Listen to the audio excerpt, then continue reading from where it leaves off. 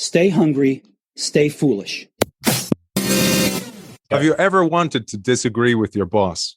Speak up about your company's lack of diversity or unequal pay practices? Make a tough decision you knew would be unpopular. We all have opportunities to be courageous at work. But since courage requires risk to our reputations, our social standing, and in some cases our jobs, we often fail to act, which leaves us feeling powerless and regretful for not doing what we know is right. Our guest is the world's foremost expert on workplace courage. He explains that courage is not a character trait that only a few possess. It's a virtue developed through practice. And with the right attitude and approach, we can learn and hone it like any other skill and incorporate it into everyday life.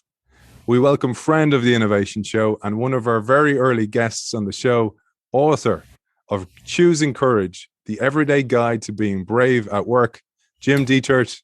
Welcome to the show. Thank you. It's so great to be back with you. It's so great to have you back on the show, Jim. It's been a long, long time coming, and I want to plant a seed here that we're going to let nourish over time, and we'll come back and address it later. Let's share an important fact here. We can explain it later. The seed is your incurable case of RBF, Jim. So we'll plant that. We'll say no more about it. We'll plant it. And just to say, I've Jim's book behind me here. I've a copy up for grabs. Just sign up to the innovationshow.io newsletter and you will be in with a chance to win that book. But I also wanted to connect some dots of the show, Jim, over the years. Jim is both friends with and colleagues with both Ed Hess and indeed Amy Edmondson. And let's give them a shout out because they've been part of both our journeys over the years, Jim.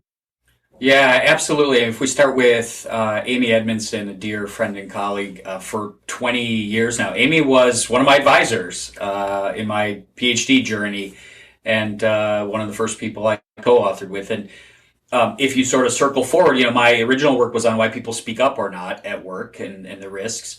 And you come full circle now. Amy has written, as of course many or all of your guests will know, so profoundly about psychological safety. And what I find often now is that Amy and I end up sort of being a 1-2.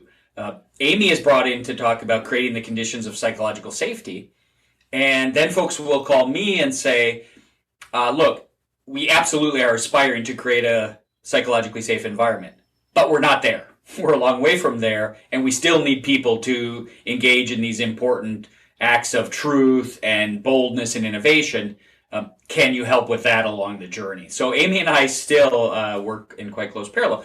And then my dear friend, Professor Ed Hess, who has written so profoundly about learning and humility, and frankly, so many of the underlying behaviors and attributes of people who aren't just courageous leaders, but competently courageous, people who model exactly what they want from others. And so, two profoundly wise people, and also people who have just made a huge difference in my own life. Well, a tip of the hat to both Amy and Ed. And Jim, let's get into it because there's so much in the book. And to set context for courage to speak up, you begin the book with the story of Stuart Scott. But while you tell us his front stage successes, also revealed a backstage struggle, which is so often the case with these people who break through ceilings, either glass or not. And Stuart Scott was certainly one of those people. Maybe we'll start with that to set some context. Many people who know Stuart Scott, the now deceased, but incredible Sports Center anchor on ESPN, by far the most popular sports show, really, certainly in the U.S., but I think around the world. Many of us know him for one of two reasons. We either know about his multi-year journey with cancer, for which, of course, he was considered courageous in a lot of ways, or we know about his incredible turns of phrase, the really interesting ways in which Stuart Scott took, what had been, frankly, the largely white, sort of middle upper class style of ESPN and the vocabulary of it, and he made it more accessible to all different types of folks. He brought in turns of phrase, language, etc., that his black listeners really resonated with. And Unfortunately, it turned out that made a lot of the old white brass at ESPN uncomfortable. And so what folks don't know is that Stuart Scott was told, tone it down, knock it off, stop talking that way. And he struggled a lot with that. He obviously valued his job and where he had gotten, but he also felt that to sort of suppress that would be inauthentic and would be not serving sort of what to him was a really core constituency. And so he did what was unquestionably a bold and perhaps risky move, and not maybe the sort of strategy we'd recommend for everybody else. But he decided that what he was going to do is go on air one day and say, I want to take a moment to talk about sort of my story and to congratulate the wise people here at ESPN. And he went on to say that essentially, I've introduced a lot of interesting vernacular and turns of phrases that, well, some less bold and wise and thoughtful folks would have a problem with. But I want to congratulate my bosses at ESPN for putting me on and being so supportive of my choice of language and my style. It's made a huge difference. And of course, having done that, he had pinned those folks in a corner, because at that point they could, no matter how angry they might have been with him, there's no way they could have fired him. And so, he chose a very bold way to, quite publicly create a context in which he was safe.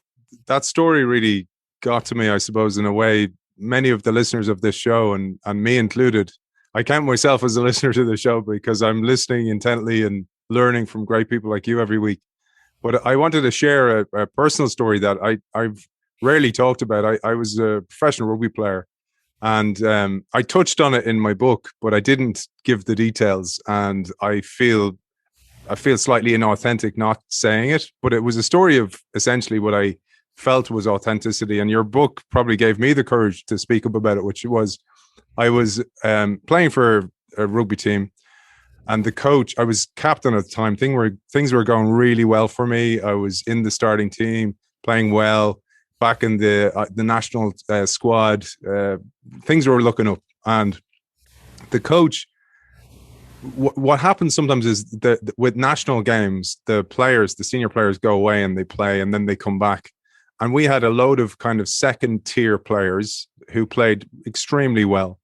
And I felt as captain or one of the more senior players in the team, I had a voice that I could dissent with. And I went ahead to the coach and I mentioned to him that I thought by not selecting some of these players was sending a message to the team that was really negative, and that was essentially, don't try, why bother?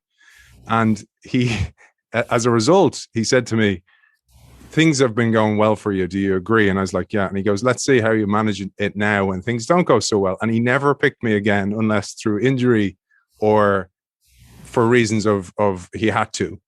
And it was an early kind of shot across my bow that speaking up often doesn't come with the best consequences. But I think it's so ingrained in who I am. And I've done it in every organization that I've been in that I leave if I feel that my principles are being trampled on in some way, or that I feel that I don't fit there anymore. And I think so many of our show listeners are the same.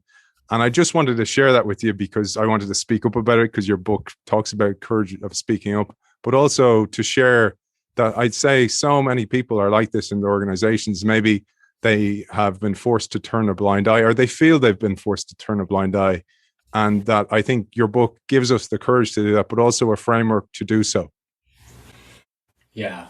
I mean, thank you for sharing that. And if I can quickly, I think it illustrates a few really important things. One, I think Patrick Lencioni, he wrote about making your values mean something. And I think he got it exactly right.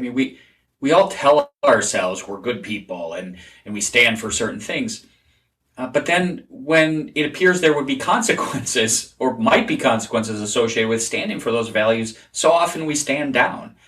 And I think he got it exactly right in saying, if you can't point to instances of pain or loss or hardship that came from standing from your values, they're probably just aspirational values. They're not actually core values, because core values sometimes cost us something. And you learned that. The second thing I think it illustrates, and maybe we'll come back to this, is that sometimes there is short-term pain and real cost or loss. But it turns out, and I hear you saying this, that quite few people actually over the longer term look back with regret about what they did. Yes, they know they suffered some consequence in the short term, but they're proud and they say they would do it again. And then the third thing that I think, is so important in the context of organizational life is sometimes indeed the most courageous act, especially after we've tried in other ways, sometimes the most courageous act is the willingness to leave the organization. And, to put it bluntly, sometimes we're just telling ourselves a story that we can be the person we want to be and stand for the things we want to stand for and stay in an organization that doesn't support that. It's just not true. Sadly, it's not true. And so sometimes the boldest move, the most courageous move is to leave. And one of the things I do talk about in the book is not just sort of knowing what's so core or central to you that you'd be willing to do that, but also making choices about, keeping yourself so externally valuable and mobile, having options, living a lifestyle that isn't exactly up to your means so that if you did have to transition, you'd be able to do that. Because indeed, sometimes the only way to really be the authentic you or the best you is to leave. And I think we just have to be willing to admit that. And I think the other thing is, in a world of where we'll probably work in several organizations, this is going to become more mainstream. One of the things I find is the courage to actually leave the organization to go and pursue your dreams. And you're right, Jim, as well, the regret thing. I regret that not for 1 second. I think if I didn't do it, I'd regret it worse and I'd have this sick feeling in my stomach. And I think that's a really important factor. But I'd love to, if you'd give your definition. So you give quite an academic definition of workplace courage, but then you contextualize it as well. I'd love if you'd share this with our audience. Yeah. So let's just make it really simple. I think workplace courage, an act of workplace courage, is simply any action you do for what to you and others is a worthy cause, despite perceived risk. So let's just two elements. You do something that you think is worthy, despite believing there's potential risks. When you really kind of cut through all the academic ease, that's all we're talking about is things that are important to us or others, but hard. Yeah, and I think it's important, Jim. I pulled a quote here because you say, unless we normalize acting courageously, seeing it as a possibility and responsibility for everyone, too many of us will keep wanting or waiting for others to do it. And we hide uncomfortably, as you talk about creating those stories behind assertions that we can't all be a Nelson Mandela or a Gandhi, or that we're going to do it later when we have more power. And then those days never come. And then we live with that regret as well. Yeah. I mean, one thing, you may or may not have noticed is I said I'm interested in workplace acts, in courageous acts. And I think that's actually very important. I'm not interested in the courageous person. I'm not interested in courage as a description of some kind of personality trait or rare individual. First of all, I don't actually think there's any good science that behind this notion that there are sort of people born with some courage trait or valor trait. I'm not convinced by that. And second, it's precisely important if we want to get away from this notion that, there's a few Mandelas or a few whoever's, but not me, thank God for them, not me, then we have to stop talking about courage as if it is a function of who one is by some kind of birthright or personality trait. And we have to start saying, no, what we're interested in are the specific opportunities that we all face a good percentage of the time to stand up and do something or not. So I'm interested in acts that are courageous, not personalities. And I think, frankly, we will never get to the place where we accept the notion that it's a responsibility for everybody until we start thinking about it as a set of behaviors, not a personality trait. So, Jim, I'd love if you'd share why we hold back. And there's psychological risk, which is essentially an evolutionary trait from our days in the tribe, where if we got ejected from the tribe, it meant death, right? So maybe you'll talk to us about that.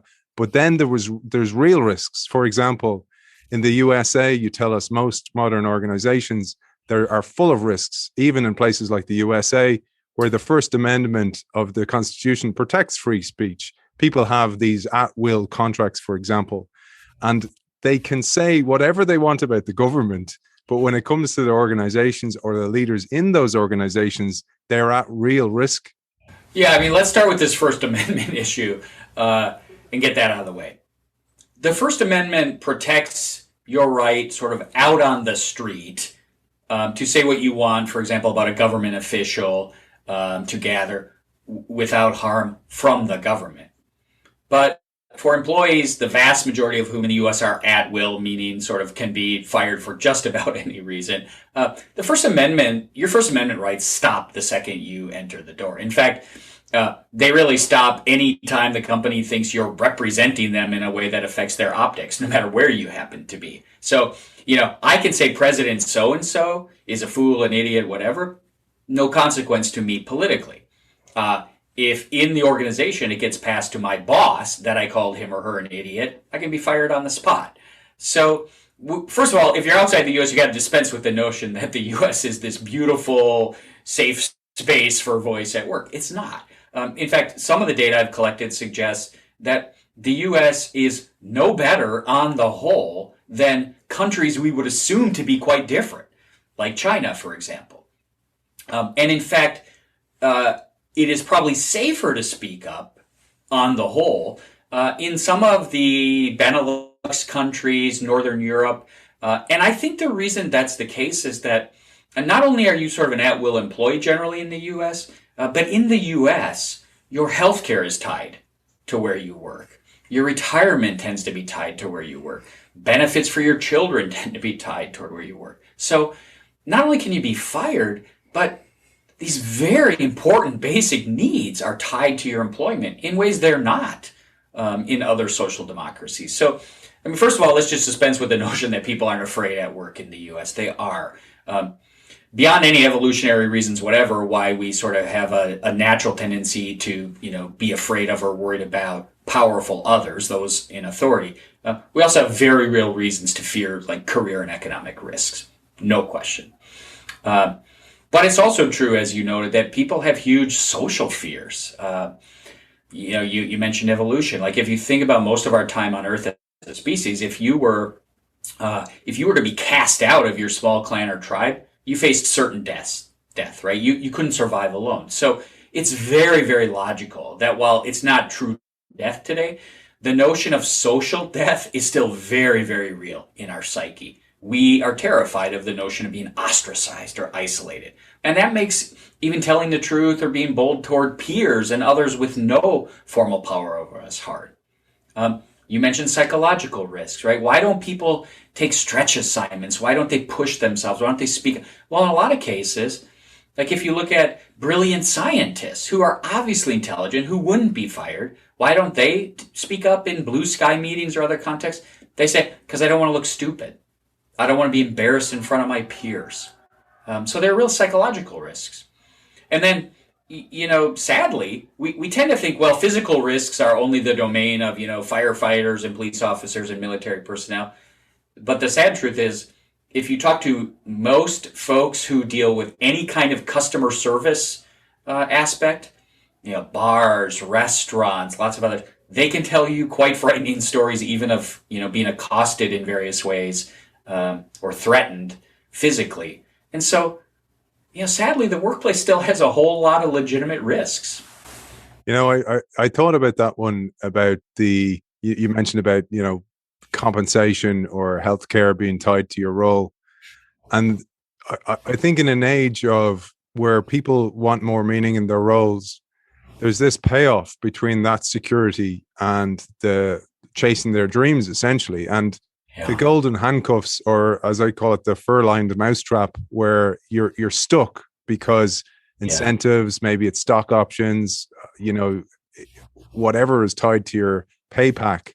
And then on top of that, right, so that's one thing is that, but then you have a spouse or you have kids and they have a reliance on you. So for example, in the States, I know school, paying for school for kids is huge cost for people, and it's a worry and a concern. So they don't want to rock the boat. And I get that. And I think that needs to be considered as well. And you talk about this, the golden handcuffs. One of the things that thinking about golden handcuffs reveals is another myth, which is this is hard for people at lower levels or early in their careers, and then suddenly it gets better. And I mean, I with MBA students and other younger folks, I deal a lot with this, because when we say, like, would you take this action? Would you be bold? Would you speak truth? They say, well, no, not now. I got to get a while down the road. I got to get up a few levels. Then I'm going to do it. And I sort of have to burst that bubble and say, look, I've studied this a lot, and here's what I can tell you. There's only more gold in the handcuffs the higher up you get.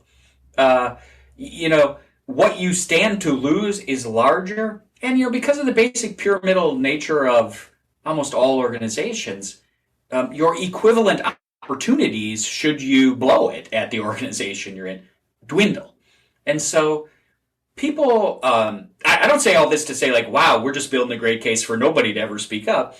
I say it because I think part of getting people to speak up and to invest the energy to learn to do it well is to be realistic. And part of being realistic is to say there's no magic trait. It's also, there's no magic time. I'm not going to get to some level or some stage where it's suddenly easy. Those are all just sort of rationalizations to not do it and to not do the work to do it well. And so the first step is to kind of let go of that stuff and just say, I got to get to work. It was an experience for me reading the book because it brought back old memories. I mentioned there about the rugby.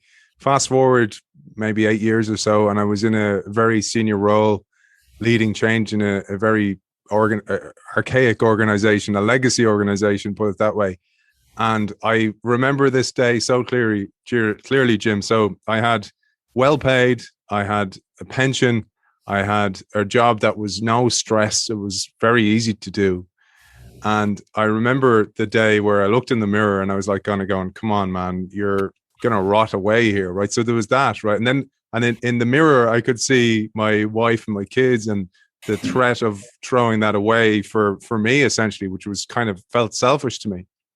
But it all came down to this show, actually. So this is where the origins of this show. So I started this show during that role, and I purposely did it before or after work, so nobody could ever call me up and say it was eating into work time. And I was sat down and I was like, look to my boss, I was like, what do you want from me? And she said, I want you to stop writing. I want you to stop doing that stupid show. And I want you to be at your desk more. Now, and we're working in innovation and change. And I remember the moment, and I think we all have these moments, and it's like it's not the angel and the devil. It's like a future you and another future you. And you kind of look and you're kind of going, which one do I choose here? And I remember standing up and going, I think that's the wrong decision. And thereafter, I started, like you describe in the book, cracks started to show, where it was like, got a letter from HR about something that was totally unrelated. And it was almost like building a case. And what they did was they removed any psychological safety from me, bringing it back to Amy's work. That made it very uncomfortable. And I just made the decision that I wasn't going to work there anymore, even though I had all this opportunity. And as you talk about the security of that role, and I just don't think I could live it with myself if I'd stayed. But on top of that, my wife supported me through it, in that it wasn't convenient for her at all. And then if you think of the optics, it looks bad. It looks like you failed, or society starts to judge you. And I think you need to let go of that as well to make these decisions. Yeah, it's interesting. You certainly know more about this specific point that I'm going to start with than I do. But it strikes me as interesting that when we talk about, like, straight up the domain of entrepreneurship, entrepreneurs, having failed a few times, right? A few startups that bomb before you make it, it's kind of a badge of honor, right? It's considered the reality of the business. But for the rest of us, we don't look at it the same way. And in a sense, that's tragic, right? It's because it's almost like we're admitting that, well, entrepreneurs, innovators are going to take sufficient risks in the pursuit of some important thing that they'll fail, because that's life in that domain. But most of us are going to be so safe that it will be a taint if we have any of these. And that's really depressing. And I think, sometimes, people have situations like you had where the decision, if you will, starts to be facilitated by the way people are treating you. One of the things, that's such a privilege about being a professor, especially if you teach a lot of exec MBA level folks, is these are folks 35, 40, 45 who have, let's say 15 to 20 years work experience. And one of the things I noticed after a number of years, and I think it's why my classes, which were a combination of tools and skills, but also an attempt to really inspire people to find and pursue their passions. And I think the reason it resonated so much is I would kind of look out and I would have this sense, and I mean this with no disrespect at all to any particular person, that I was kind of witnessing like Thoreau's statement about like most people living lives of quiet desperation. It was like people were 35, 40, 45 and they were asking themselves, like, is this all there is? Like, I've been doing this 50, am I going to do this another 20, 25 years? And with every like fiber in my being, I would try to say, no, don't let it be that. Don't let it be that. It's not all there is or should be, but it's going to take your willingness to do some courageous things in the face of systems. Because if we're really honest about it, and again, way more about this than me. There's hardly an organization around today that doesn't espouse the value of innovation and creativity, right? I mean, who would come out anymore in the year 2021 and say, like, we're anti-innovation, we want to be the same way we've always been? Nobody says that, right? But in fact, when you look at the way the system is set up, what it rewards, what it punishes, how its leaders behave, the truth is most of our systems today still are set up to get you to behave like everybody else and like we've behaved in the past. And that sets the conditions for courageous action every day. And it's so useful. The book is so useful for people working in change initiatives and innovation, and taking it to that level, to innovation, and call it organizational threat. You've had countless senior executives you talk about in the book that tell you that they don't tell their bosses or boards what's really going on for fear of repercussions. I thought of that shooting the messenger, that bias. And then on top of that, they wait. So the organizational leaders, and the irony of the word doesn't escape me, leaders wait for public opinion to tell them what to do, or else they'll try and go, well, let's let a competitor figure it out and copy what they do. And they are leaders of those organizations. Yeah. Again, if I think about, my students, often we'll be discussing some case. I'll say, like, well, what should you do? And the response will be, well, I would give, like, I'll make them actually give an announcement to the press about their decision. And they'll come out and they'll say, like, at this point, we are studying the issue intently, and we will get back to you soon. And then I kind of tease them and say, oh, nice job. A+ for kicking the can down the road. and then I say, why'd you do that? And they say, well, I think, you got to wait and see what others do.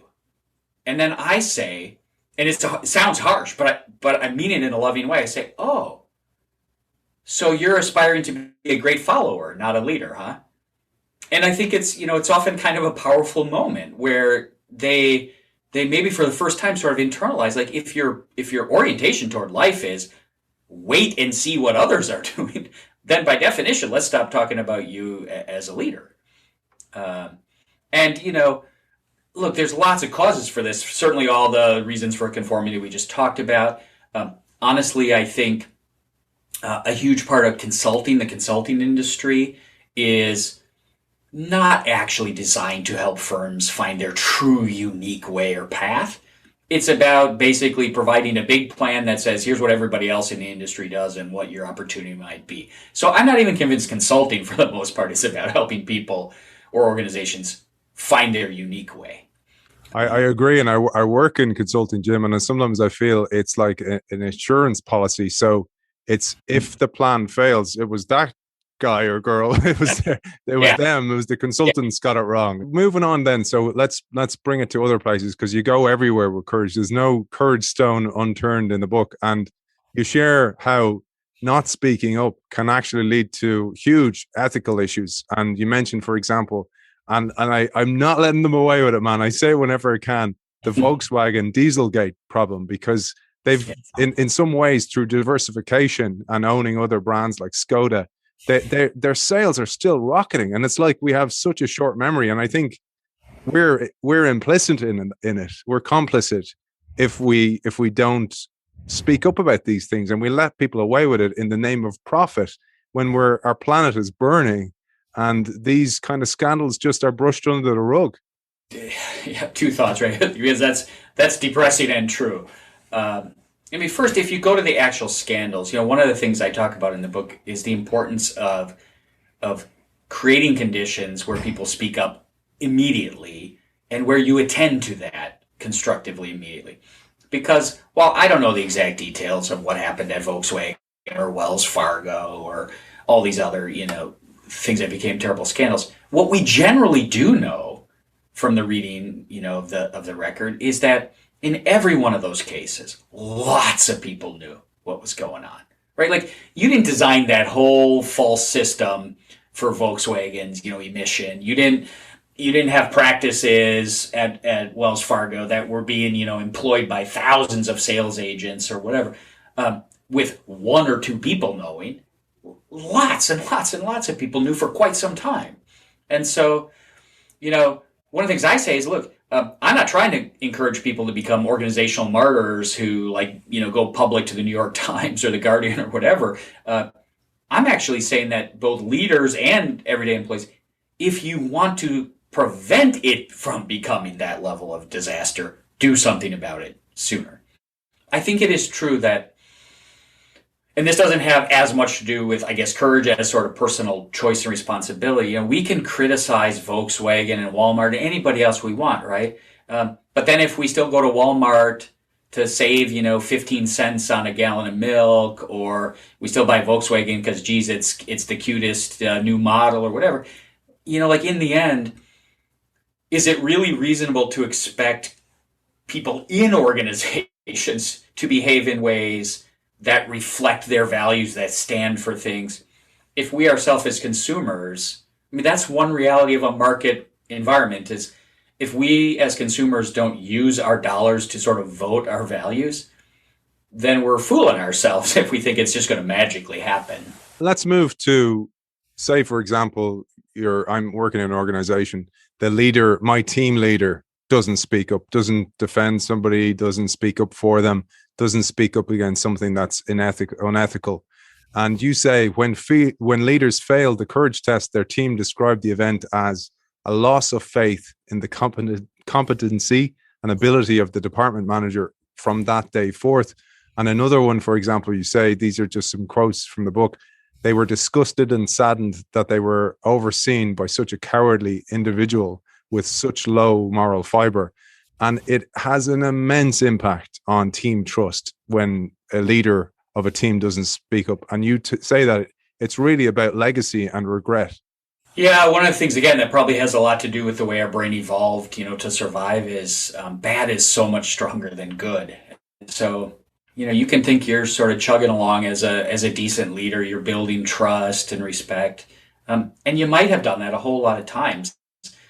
But what I've seen is it only takes one instance where you just let your people hang out to dry, right? You're in a meeting and you see the bigger boss beating up on your team and you sit there on your hands. You see something being described that darn well your boss disagrees with or knows is a lie and he sits on his hands.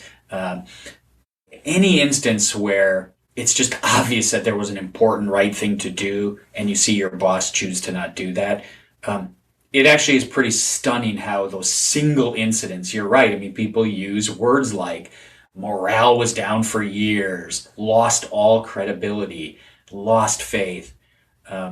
It's really powerful. And,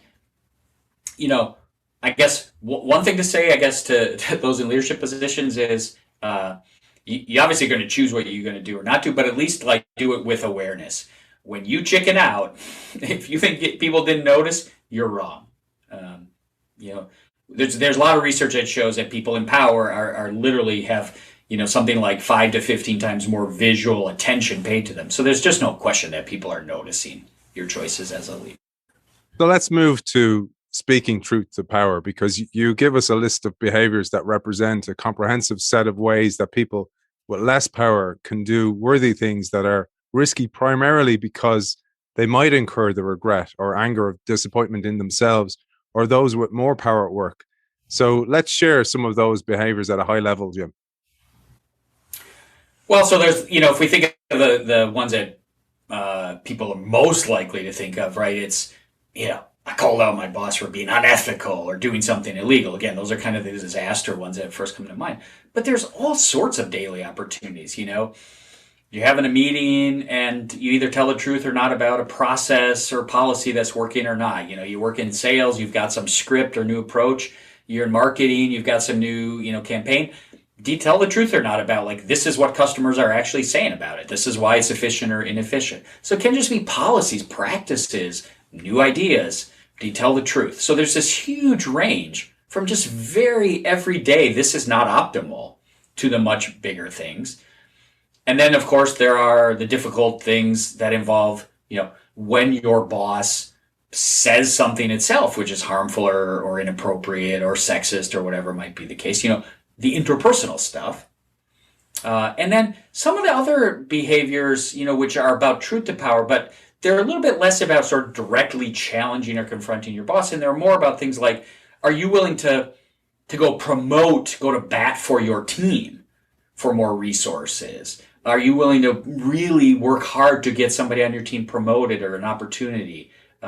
When your team makes a mistake, are you willing to stand up and own it and take the hit for it to protect them? So there are ways that any of us, not only can sort of speak our truth to power, but if you're in any kind of leadership role, formal or informal, there are also ways in which you can choose to protect or promote others to power. And that can sometimes be risky too.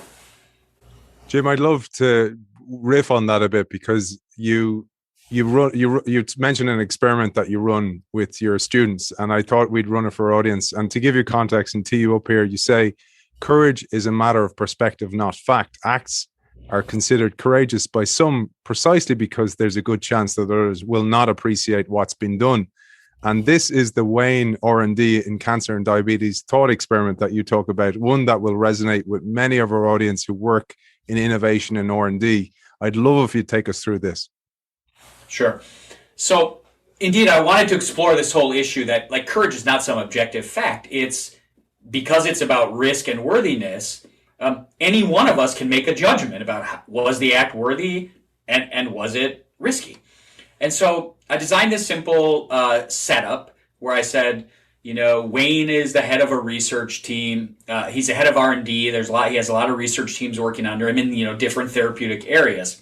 And Wayne goes to a meeting with the president of R&D, who sort of slams one of his teams and says, I want you to shut that down, essentially, and allocate those resources to other therapeutic areas. And Wayne disagrees fundamentally. He thinks the R&D president's got it totally wrong, that this diabetic therapeutic area is doing really well. So he disagrees. He disagrees with the R&D president, and he actually goes to the CEO and says, I think the R&D president's wrong, and I'm not going to reallocate these resources. So I described this basic scenario of your boss telling you shut it down, do something, and you being willing, Wayne, the R&D head, being willing to say, no, I'm not doing that. And then what I do is say, okay, you've now read this scenario. Imagine you are. And then I put people in different roles. I say, imagine you're one of Wayne's diabetes team members. Or imagine you're Wayne. Or imagine you're the CEO. Or imagine you are the R&D president, Wayne's boss, who just got, if you will, defied.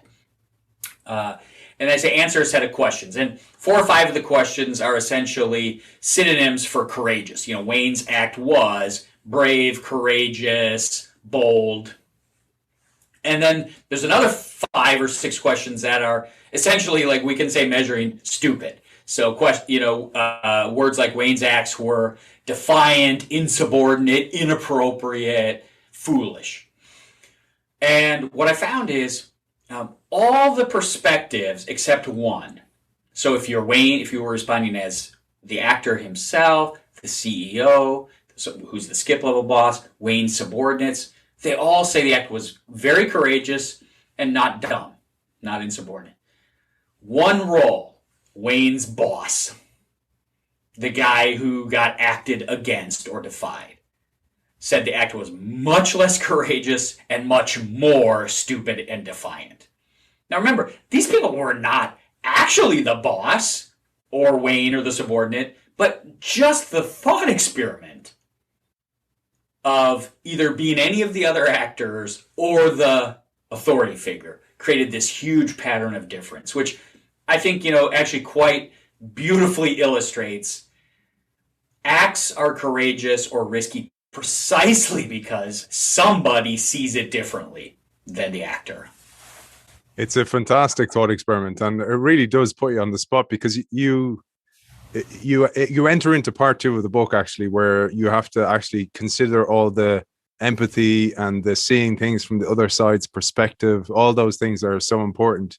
So I thought we'd move on to that part, because we accept we need more courageous acts at work. We accept, many of our listeners are probably reminiscing on instances where they might have stood up, maybe firing a customer who was rude to one of their colleagues. Maybe it was a leader not standing up for one of their teams and shielding them from some abuse from somewhere else, etc. We've all had those moments.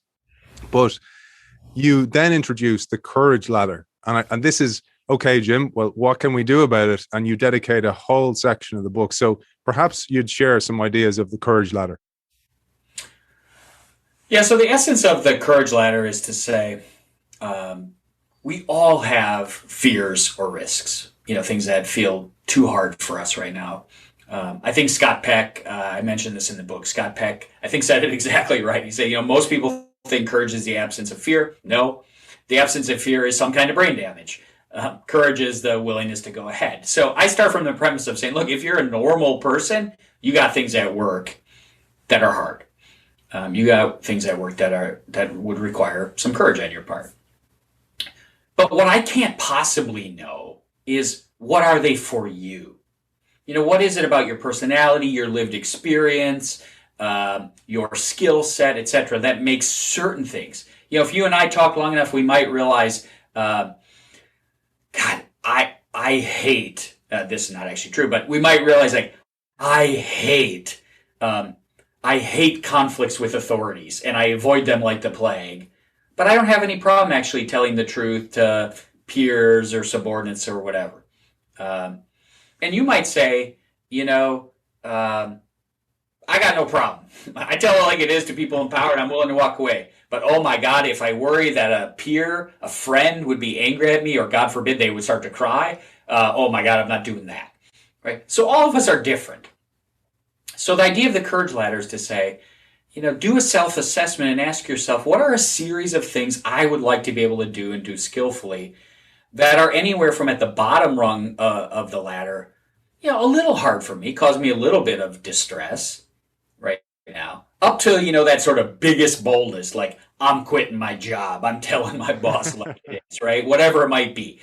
I say, and put some at different levels, like if you think about subjective distress, put some at 2, some 4, some 6, build the ladder sort of with appropriate sort of rungs. And the idea of the ladder, I think, is twofold. It's to say, so first of all, you beyond just sort of, you have to make it personal to yourself. There are 2 things that I think are true when you tend to say, hey, be more courageous. What happens is people think of the scariest thing. They think, I want to quit my job. And there's 2 problems with that. First of all, if you only start with the scariest thing, you're just not that likely to do it. It's too hard, right? And the second thing is, if you were to try to do it, you might fail so miserably that it only would confirm in your mind, stay away from courageous acts. You can think about, like, sports is a good analogy. Like, if I decided I wanted to be in better condition, I don't try to run a marathon, because first, I'll never go out of the house. And second, if I did try to run as far as I could the first day, I'd be so sore, it'd be so pathetic, that I'd quit running and fail at the goal. So I say build that ladder and then actually make a commitment to start at the bottom. Because at the bottom, all learning theory says you want an action. New knowledge comes from something that's challenging enough to provide motivation, but not so challenging that you can't have some success, which builds self-efficacy, it builds motivation to keep going. So we all need to kind of build a unique ladder for ourselves, and then we need to start at a reasonable place. And then what I talk about is, in the book, is a whole host of strategies for what are some of the concrete things you can do to start building those skills. I love the personalized impact of it. So the idea that, your fear is not the same as mine. So, and Jim in the book gives us a ladder that we can start with as well.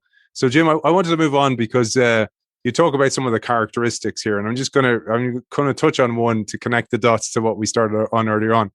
And this one is so valuable. And I've seen this good and bad, where if somebody is a good character, in change initiatives or innovation, if they are warm and friendly and get on with people, they're much more likely to be able to sell change within the organization as opposed to the opposite. And this ties back to what we opened with earlier on in the show about RBF. I'd love if you'd expand on this one. Yeah. Okay. So let me expand at the broad level, and then I'll go back to this particular story. If you think about it, when you're whether you're going to sort of confront somebody about something difficult, or you're going to ask, like at the change level, you're going to ask, could I have resources? Could I have a commitment to do something different? In essence, what you're saying is, do you trust? I mean, at the base of it is, do you trust me? Because only a fool would take seriously the input to change themselves or to invest resources they're responsible for in someone who's not trustworthy. Right? That's a completely logical, reasonable thing. So what I talk about is the need to be seen as a combination of both warm and competent. So warm is really, it doesn't mean are you necessarily fluffy, but it means, do people see you as benevolent, as having their interests, the organization's interests at heart? In other words, like if you tell me, hey Jim, you need to work on XYZ, are you telling me it because you actually care about me? Or because you've got it in for me and want to do me harm, etc. So one is, do you trust me in the sense of, am I benevolent, warm, do I have integrity? The other thing is competence. If I'm saying, hey, I think our approach to X is off, let's do this instead. Let's go in the direction Y, and we're going to need resources, people, commitments, etc. If you're saying, hey, I like the idea, but Jim can't pull that off, then you'd be a fool to invest in that. So you got to be warm and competent, right? Especially in organizational settings, it really matters.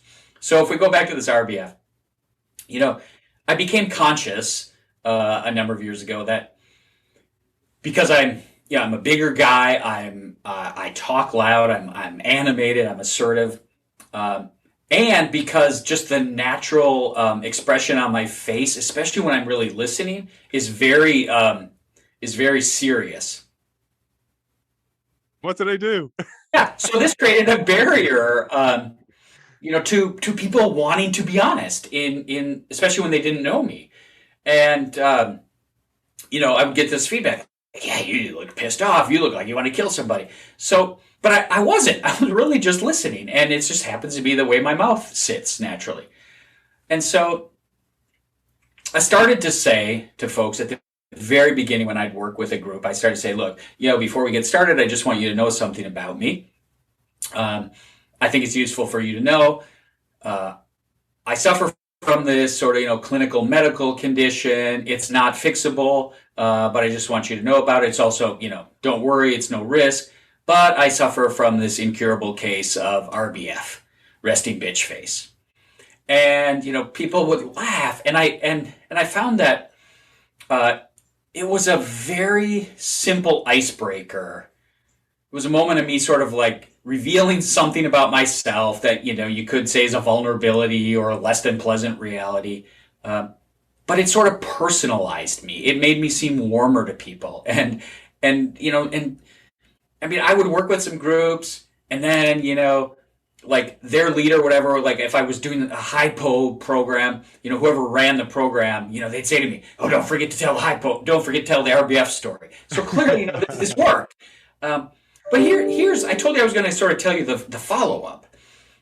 The follow up is in the last few months, because rightly so, right? We're in a very sensitive moment about language and about the ways inadvertently, people engage in microaggressions. They say things that stereotype and create harm through stereotypes. A couple people had the courage, and I know it wasn't easy for them, had the courage to say to me after a session, say, hey, everybody laughed. I might be over, reacting. They hedged. But the feedback two different people gave me independently in two different environments was, even though you were making that about yourself, you were clearly teasing yourself, and you were using the word bitch in the context of RBF. The word bitch is a very gendered term. It's something that women only have been called historically, and in a negative way. And though it's not your intent, it's possible that while 80 or 90 or 95% of people are laughing, somebody's feeling hurt. And I thought about that for a while, and I have to admit, like all of us, at first I felt a little defensive and like, oh, come on, can't people, it's about me, and I'm not. And then I finally realized that I'm not very skilled, and I'm not very funny, and I'm not actually authentically interested in connection if the only way I can create it is to continue to use a phrase that humanizes me but potentially offends somebody. And so I've just decided, I told you that quite a while ago, and I've just decided in the last few months, I'm not going to use that anymore. I should be capable enough of finding other ways to personalize and create that perception of warmth without potentially alienating somebody. And for me, it's a really profound learning, because on the one hand, this is a classic case of having the really completely good intentions, but inadvertently saying something that could have had the opposite effect of my intentions. And if I feel good about anything, it's that I had a couple people who did feel safe enough to come to me and tell me that. Because in the end, right, we can say we have to be more courageous, but none of us will ever be anything close to perfect. And so if we can't create the conditions where people come and tell us the truth, we're never going to get there. We're never going to be our best selves. Well, thank you for sharing it, Jim, because, I teed you up and you didn't say, no, let's leave that. And hopefully this will be the last time you'll have to tell the story. So I appreciate you saying that. And good call on the courage of the people to bring it forth to you. So you're obviously doing your job there. But Jim, I wanted to bring it back, because we've only about 10 minutes. I wanted to bring it back to innovation and the idea of framing your position, selling an idea. And I loved what you said here. You said, often our ideas, whether their merits are good or bad, they go nowhere. To avoid these types of situations, we must try to see our target's interests. So I'm thinking here about the change maker in a legacy organization, seeing the legacy organization's interests as currencies with which we can bargain. So therefore, we need to know what the strategic priorities are in the first place. One of the things I've just learned by sort of teaching this area and watching this, over and over and over for so long is, it seems that everything we've learned about how to pitch or persuade is essentially to ask ourselves, well, what do I find most compelling here? And then to craft sort of a beautiful narrative around that and pitch it. And in a sense, that's exactly the wrong thing to do.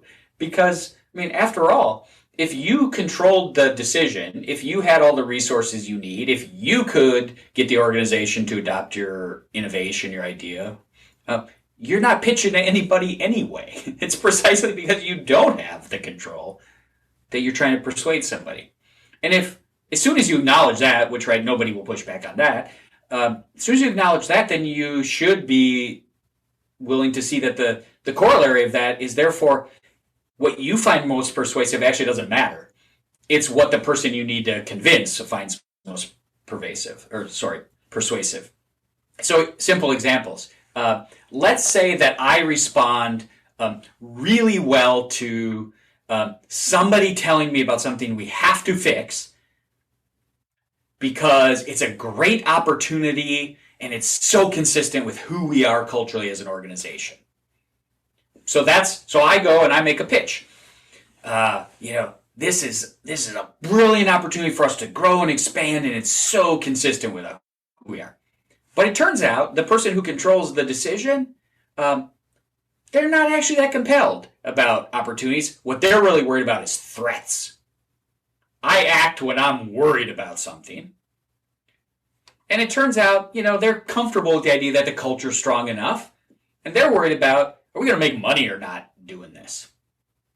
And so I go in there, rah-rah about opportunity and culture, and I missed the mark. Because they would have responded to threat framing or economic framing. And there are just lots of other examples. Some of it is realizing that, look, what you right now are compelled is a top 5 issue for the company might not at all actually be on the top 5 list of the person you're pitching to. So if you're smart, you figure out what that person's top 5 lists are, and you find a way to connect your issue, your idea, to their priority set. Again, that's about framing. A lot of times the framing is, about, if you will, sort of the business issue or the rational elements. Sometimes it's about actually just really knowing the person. I develop an exercise. I have an exercise I developed to help people work on this pitching and framing. And I purposefully put the bios of the 2 people they're going to be pitching to. And in those bios, I purposefully put things like, John's daughter is an environmental sustainability major at Reed College, a very, very sort of progressive college. And a set of things like that. Because what I wanted to see is, would students read that carefully enough to, in their pitches, say, in addition to this being, a great business move for us and important with who we are, I know how much this matters to you and your own family. I mean, your own daughter. I wrote that to see whether people would look for the hooks to connect. And of course, very, very few do it. Because again, we're in our own head. We're not really taking the perspective of the person we're pitching to. There's so much in it. And Jim gives a whole list of these kind of exercises, these kind of scenarios, etc. But Jim, there's one that I loved because oftentimes the change maker or the innovator or the catalyst in an organization who's driving change sees the world very, very differently. And they often see those people who run the legacy organization as blockers of change. And you say, no matter how you say it, there's an implicit criticism of the status quo. The key, therefore, is to say things that don't make others seem like you're criticizing them, because you're essentially criticizing their prior or current choices or behaviors. And you suggest one way to do this is to frame what you're proposing as taking the next step, because language is so critical when we're making change in organizations. Yeah, it's so true. I mean, I think, again, no matter what our intent, when we're saying, hey, we should now do X, what the person is going to hear is whatever else we've been doing is not good enough, or it's a problem, or it's old-fashioned. And so just choices like saying, we can take this forward together, or we can take the next step, or using language that essentially helps the person you're talking to understand that what you're saying is, we've already been so successful, we've already seen such a payoff from this, that wouldn't it be excellent to take it to the next level? So learning to use language that essentially says, I don't have to destroy and eliminate and beat up what exists to get somewhere else. I can celebrate it, and I can talk about evolving. Tachi Yamada, when he ran the global health program at the Gates Foundation, he came in and there was this Grand Challenges program. And I won't go into why, but he thought that there was a way it could be much more effective. But he also knew that, Grand Challenges itself wasn't very old, that people were quite invested in it. And so he didn't say, he had quite a different idea, but he didn't say, like, we're canning Grand Challenges, we're starting a new program, because he knew that would have hurt and offended a lot of people. So what he said is, we're going to take it to the next level, and we're going to go from Grand Challenges to Grand Challenges Explorations. So he largely kept the name. He added a word, but simply adding that word allowed him really to have an almost entirely different approach to the situation. And so, yeah, there's a lot we can do to bring people along by using the language of we and building on, not destroying. Yeah, I love that. I really love that. Jim, I'm going to pull an end quote. I pulled a quote that I absolutely love. I'm going to say that quote, and then actually I'd love if you'd close today's show. Before I do that, I really recommend to our audience that they take the Truth to Power portion of the free Workplace Courage Acts Index. So www.workplaceai.com. And Jim, where can people find you? Where can they find out more about your work? And then I'll do the end quote, and then I'll let you finish today's show. Great. So the easiest ways to find me are either hook up with me on LinkedIn. I'd love to do that. Or you can just go to my website, which is just jimdetert.com. JIMDTRT, jimdetert.com. That website has links to the Courage Acts Index that Aidan just mentioned, and cases and other curriculum I develop, and information about the book. So website's a great way to sort of learn more about what I do. Fantastic, Jim. I'm going to end my portion of the show with a couple of quotes. The first is by Maya Angelou, and the second is by you. And then I'd love you to close the show with your message to our audience. So Maya Angelou beautifully said, "Courage is the most important of all the virtues, because without courage, you can't practice any other virtue consistently." I love that, because that came to mind as I read your book. And then the quote by you, Jim, is as follows: "Workplace courage is taking action because it feels right to stand for a principle, a cause, or a group of others, despite the potential for serious career, social, psychological, or even physical repercussions for doing so. Workplace courage comes in many forms. It is speaking truth to power and to peers, subordinates, and other stakeholders whose behavior is causing problems or falling short of what's possible.